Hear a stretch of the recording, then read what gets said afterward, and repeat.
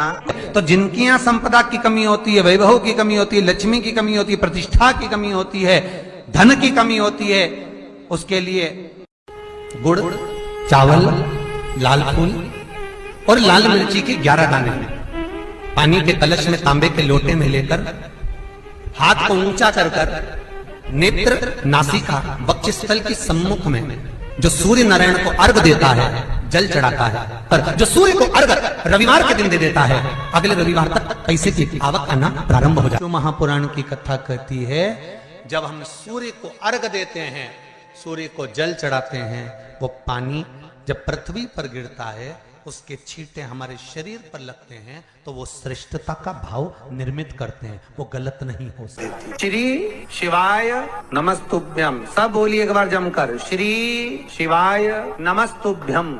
Practical जरूर करना, कहीं सीओर वाला महाराज झूठ तो नहीं बोल रहा। शास्त्रों की बातें हमारे जीवन में हमें सुख प्रदान करे, इसलिए इस भाव का आनंद करते हुए आज की कथा को विराम देते हैं। श्री शिवाय नमस्तुभ्यम। मेरे चैनल को सब्सक्राइब करें, बेल आइकन प्रेस करें, जिससे कि आपको लेटेस्ट वीडियो की नोटिफिकेशन मिल जाएगी।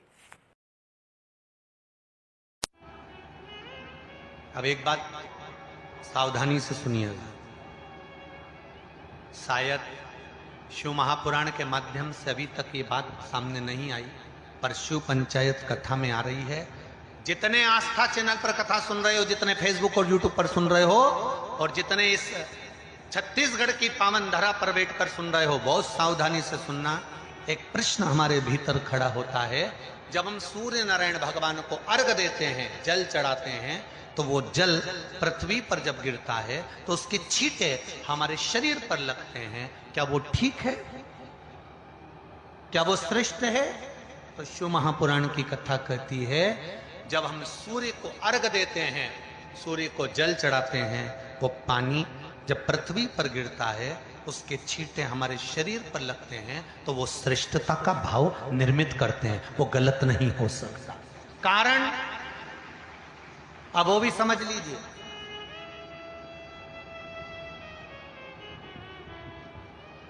अब सूर्य नारायण भगवान को आप जल चढ़ा रहे हो, तो छींटे नहीं लगे, उसके लिए क्या स्टूल पे चढ़ के चढ़ाओगे कि कुर्सी पे चढ़ के चढ़ाओगे? अरे बोलो तो सही। अब कई लोगों के दिमाग में यह बात भरा गई कि हम भगवान को जल चढ़ाते हैं, वो हमारे शरीर में छींटे लगते हैं, जमीन पे से पानी गिरता है, वो हमारे शरीर को छींटे लगते हैं, भगवान को अच्छा नहीं लगता होगा। कौन ने कहा? पहले तो उसको पकड़ के लड़ो।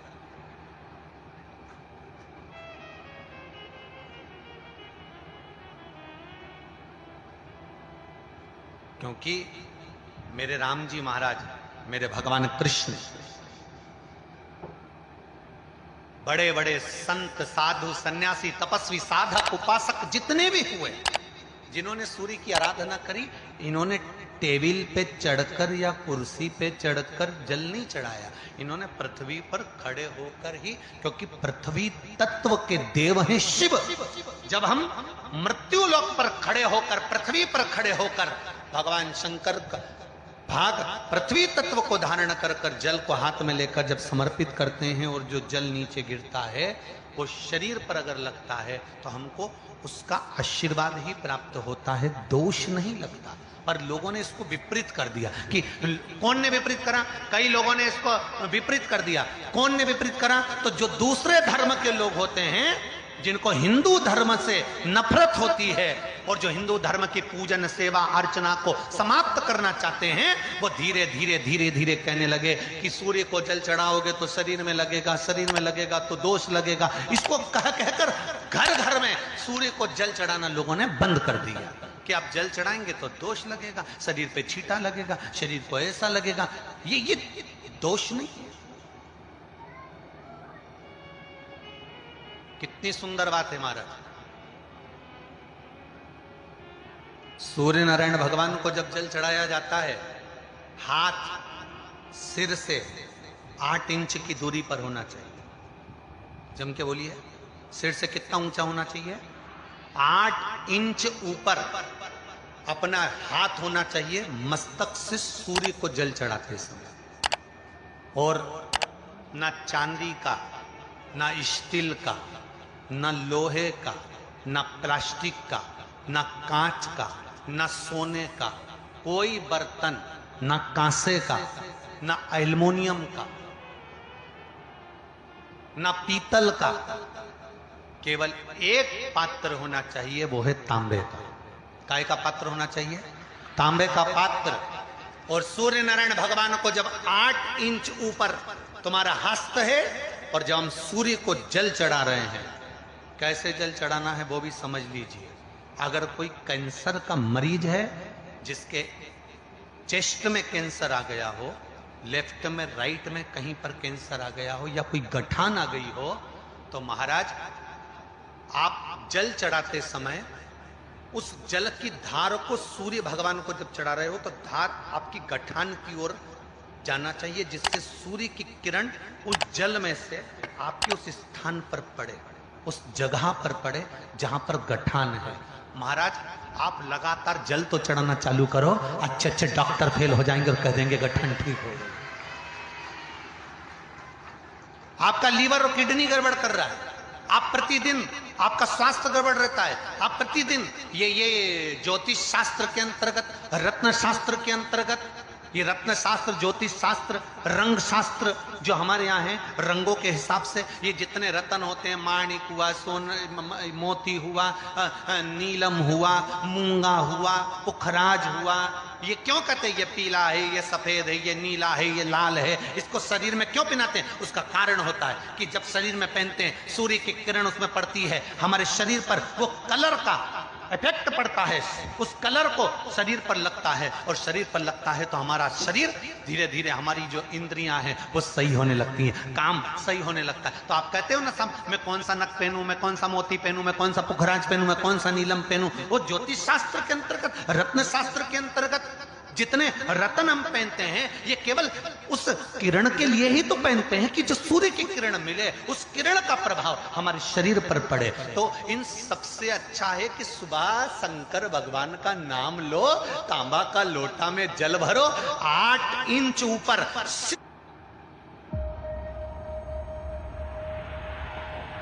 It all started from here. सिर से हाथ होना चाहिए, और सूर्य नारायण भगवान का दर्शन साधारण नहीं, जो जल तुम चढ़ा रहे हो, वो जल की जो धार आ रही है, उसमें सूर्य का दर्शन होना चाहिए, तो कैंसर की बीमारी कभी नहीं हो सकती। लीवर, किडनी, हार्ट, आपके हार्ट में अगर तकलीफ है, डॉक्टर ने कह दिया कि इसमें नस चोक है, आपको कहीं ना कहीं छल्ला डलेगा, आपको कह दिया इसमें कुछ ना कुछ प्रॉब्लम आ रही है, आप सूर्य को अर्घ देना चालू कर दो, सूर्य को जल चढ़ाना चालू कर दीजिए। आप सूर्य को जल चढ़ाओ, वो जल की जो तरंग आ रही है, वो जल जो निकल कर जा रहा है, उसकी जो किरण आपके हृदय पर, आपकी छाती पर पड़ रही है, नाड़ियों में पड़ रही है, नसों में पड़ रही है, उसका बल देखो तो सही। 1 महीना लगातार चढ़ाओ, तो 15 दिन 20 दिन कर तो देखो। क्यों राम जी महाराज जल चढ़ाते थे, क्यों भगवान कृष्ण जल चढ़ाते थे सूर्य को, क्यों दशरथ जी महाराज जल चढ़ाते थे, क्यों कश्यप ऋषि जल चढ़ाते थे सूर्य को, सारे 33 कोटि देवता, सारे ऋषिवर, साधु संत सन्यासी तपस्वी साधक उपासक, सब भगवान सूर्य को अर्घ दिया करते थे। क्यों देते थे, किस लिए?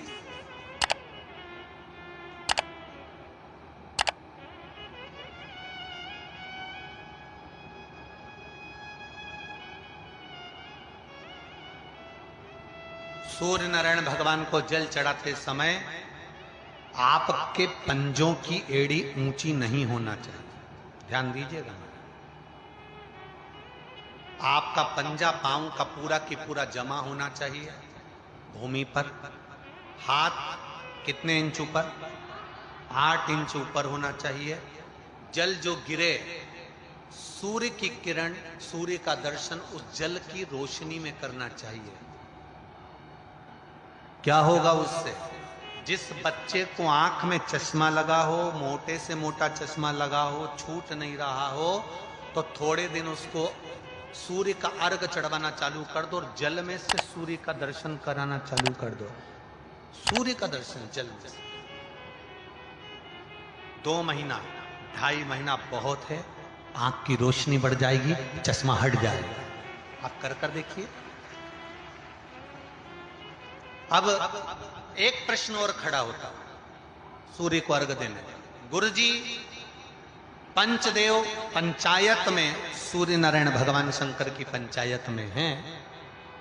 सूर्य नारायण को हम फ्लैट में रहते हैं, हम फ्लैट के अंदर रहते हैं, तो हम फ्लैट में रहते हैं, हमारे यहाँ अगर छज्जा नहीं है, हमारे यहाँ जगह नहीं है, तो हम सूर्य को अर्घ कैसे दें? तो महाराज खिड़की तो होगी, अगर घर में फ्लैट में पानी ढुलेगा और आप लोग नहीं समेट सकते तो एक बाल्टी रख लो, एक पात्र रख लो, पर सूर्य नारायण भगवान को अर्घ देकर रोशनी शरीर पर पड़ना चाहिए। जिंदगी में कभी कोई बड़ी बीमारी नहीं आ सकती। कितने लोग देते हैं सूर्य को अर्घ? जरा हाथ उठाओ। बहुत बढ़िया, बहुत जोरदार। पुरुष लोग भी देते हैं ना, चाहे बच्चे से बच्चा हो, बच्चों के हाथ में भी एक लोटा पानी पकड़ाओ। घर में छोटे बच्चे हो ना, उनको तांबे का लोटा दो, पानी दो, जा बाहर खड़े हो जा, एक लोटा पानी चढ़ा के। पहले दिन आप स्वयं बच्चे के साथ बाहर खड़ी हो, ओटले पर, घर के बाहर खड़ी हो, छत पे खड़ी हो या घर के बाहर खड़ी हो, और बच्चे से कह लो चढ़ाओ बेटा, देखो ऐसा हाथ 8 इंच ऊपर करिए, तांबे का लोटा लेकर पानी धीरे धीरे डोलना है। जैसे वो स्लो मोशन के सीन नहीं होते नाटक में, ये एकदम धीरे धीरे, बस नहीं तो मालूम पड़े छोरा छोरी एक साथ उंडेल के नहीं। जल चढ़ाते समय उस पानी में से सूर्य की किरण पड़ना चाहिए। सूर्य की